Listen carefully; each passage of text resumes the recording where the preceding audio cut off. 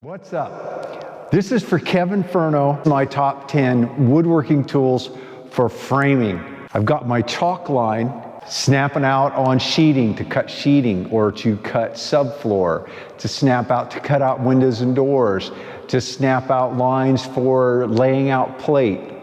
Chalkline is an absolute must. Another line that I'll add in is a string line. You got to have one of these when you're stringing plate. There's so many things for getting a straight line on your wood. You got to have a line. You can actually use your chalk line in place of a string line in a pinch, but it's kind of messy. That's why I included them as one. So chalk line, string line. Tape measure. Can't frame without a tape measure. You want a good tape measure. You want a 1-inch blade. You want a nice stiff blade. I happen to like this Lefty Righty from FastCap Speed Square. I usually have a couple of them in my nail vest, and it will give you, it's a great tool for square cutting with a Wormdrive all the way up to 2x12 dimensional lumber. And it also, you can do your angles and you can flip it over on your wood and actually do a 45 framer square, laying out stairs, doing all kind of layout work. A hammer. Can't frame without a hammer. Now this hammer happens to be a Stiletto Titanium. Many, many years of framing with a big club. Young guy, gotta have a big heavy hammer. I ended up damaging my arm here and had to wear a brace. This is not an inexpensive hammer, but it's a lot cheaper than going to the doctor and having the damage to your arm. This thing is only a 14 ounce, but it has the mass, and I can swing it and drop nails like it can with a big club. Nail puller. You're gonna pull nails when you gotta take something apart that you didn't mean to nail together, or you nailed it wrong, or you got a shiner. But also you're gonna nail things together that you want to pull apart. Like when you're doing your top and bottom plate, you tack those together with number 8s and you do all your layout, and then you wanna pop them apart. Plate to plate level. So it's nice because in one level I have a lot of different sizes, and in a plate to plate level, when you're plumbing walls, you have studs and things that, you know, where the wall is, you know, dimensional lumber and stuff is never completely flat. And you want to have your top plate and your bottom plate, you want to have that plumb. And so this, you can run right up and put it right on your plate, top and bottom, and perfectly plumb your wall. If your level isn't tall enough, then you're putting it on a stud. And so if the stud's off a little bit, it's going to throw your level off, your plumb off a little bit.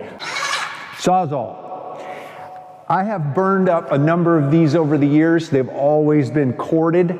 I tried an 18-volt Bosch in the early days of 18-volt. It didn't work. It just didn't last long enough. Cut through a couple of 2x4s and it was done. Then I got my hands on this 28-volt and it changed my mind. I much prefer a battery Sawzall. This with a couple of batteries will go the day. And I also believe that the new 18-volt stuff, it's a lot different, and I think they've done a lot better with the battery, so probably an 18-volt would do the job today. A Wormdrive. Not a sidewinder. If you're framing, now I know some parts of the country, they do use sidewinders, but I tell you, I've used them both, and I do sidewinders in the finish end of business. But for framing and moving around the job, they're a little heavy, but they're balanced. The motor's behind. They've got a lot of torque. These things are super durable. I happen to use the age-old Mag 77 from Skill. Great saw, extension cord, and maybe batteries will get there. I understand Makita has a 36-volt. I haven't had a chance to try it out yet. That would be pretty cool not to have a cord. But this is what I currently use and what I have used. Now, as a number two, I'm going to show you a second one. This is a bonus tool, and it's not necessary, but it really helps. Another Wormdrive. This one is a 10-inch. Now, this is a bonus tool. I've done a lot of framing without a 10-inch Wormdrive. Where this comes in handy and saves me a lot of time is beam and header cutting.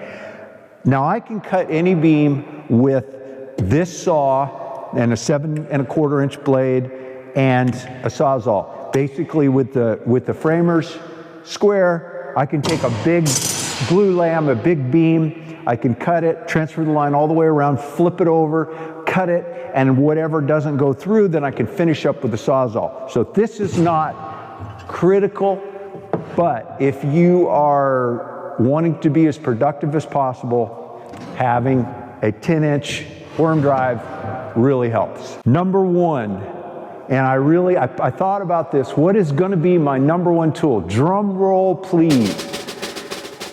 Is your rig to carry your tools. You're going to put this on in the morning and you're going to carry this on your body all day long. It's important that you don't skimp on this. Now, I choose a vest, and I have years of framing with nail bags, good ones with the big nylon bags with a big belt. I've tried suspenders on those. You don't really want just a stretchy suspender. You want to carry the weight on, a lot of the, put it on your shoulders. Now, you still want to carry most of the weight on your hips with a good belt built into your vest, but it really, I have found that I get a lot less fatigued with a vest. In a high quality vest like this, they ain't cheap, but this thing is not floppy. This thing carries its weight. This one's from Atlas 46, and it's a mesh that you can see through, so you don't get hot in it, and so it breathes really well, and it's modular.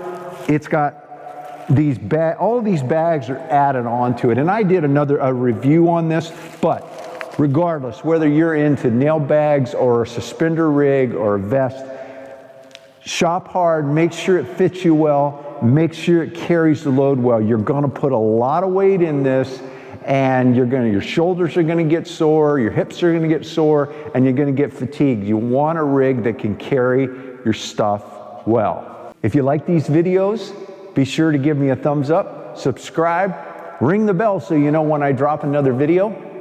And you know what I always like to say, thanks for taking the time to watch. Have a great day.